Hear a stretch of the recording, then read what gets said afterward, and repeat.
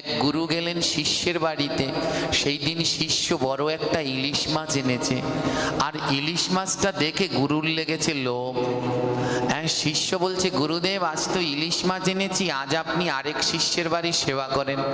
গুরুদেব বলে, সর্বনাশ, আরেক শিষ্যের বাড়ি সেবা করলে আজ তো আর ইলিশ মাছটা খেতে পারবো না।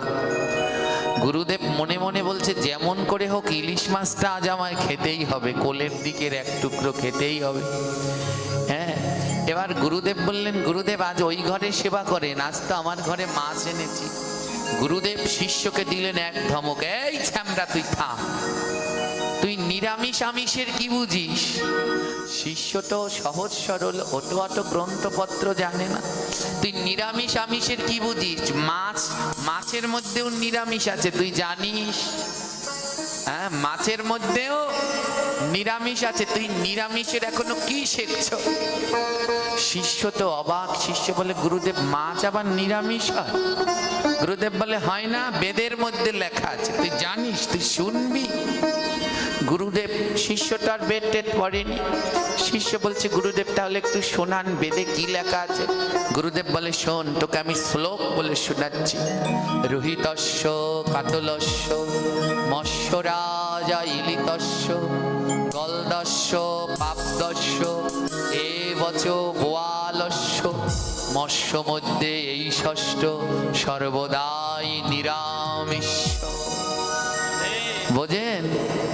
রোহিতস্য মানে রুই মাছ, রোহিতস্য কাতলস্য মানে কাতল মাছ, মৎস্য রাজা ইলিতস্য মাছের রাজা, পাবদস্য বোয়ালেস্য পাবদা মাছ আর বোয়াল মাছ।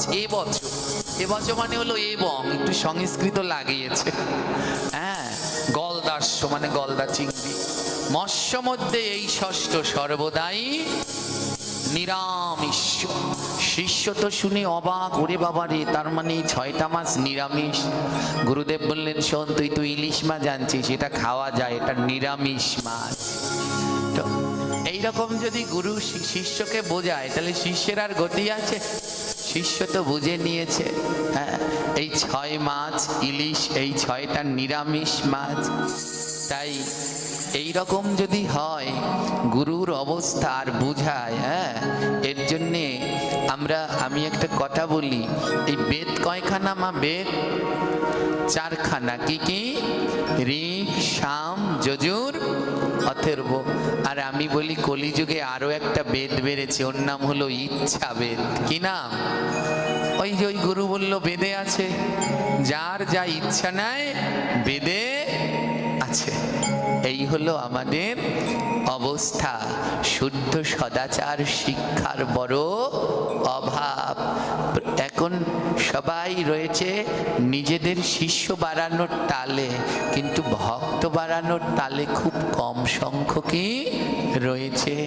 অন্তত দীক্ষা শিক্ষা দেওয়ার সময় গুরুদেবের বলা উচিত, দীক্ষা শিক্ষা নাও, একটা একাদশীও বন্ধ করতে পারবে? প্রতিদিন জপ করতে হবে, মালা জপ করা বন্ধ করা যাবে না। অন্তত এই কয়টা শর্ত দিয়ে দিই, দেখবেন শিষ্য সদাচারী না হয়ে যাবে কোথায়। প্রতিদিন মালা জপ করতে হবে, একটা একাদশীও বন্ধ করা যাবে না। যেখানে কালী পুজোয়, যেই কালী পুজোয় বলি হয়, সেখানে 1 গ্লাস জলও খাবে না। যেই শ্রাদ্ধে, যেই অন্নপ্রাশনে, যেই স্বাদে জীব হত্যা হয়, মাছ দিয়ে খাওয়ানো হয়, ওখানে খাবে না। এই কটা শর্ত দিয়ে দিক গুরুদেব, সমাজের আমূল পরিবর্তন হয়ে যাবে। দেবে না কেন? কারণ এগুলো দিলে শিষ্যরা আর ওই গুরুর কাছে আসবে না। ওই গুরুর কাছে গেলে তো এইগুলো পালন করা লাগবে। না না বাবা, এর চাইতে ওই গুরুই ভালো, এর দ্বারে কোনো নিয়ম কানুন নাই। একাদশী করলে করো, না করলে না করো, মালা জপ করলে করো, না করলে না করো।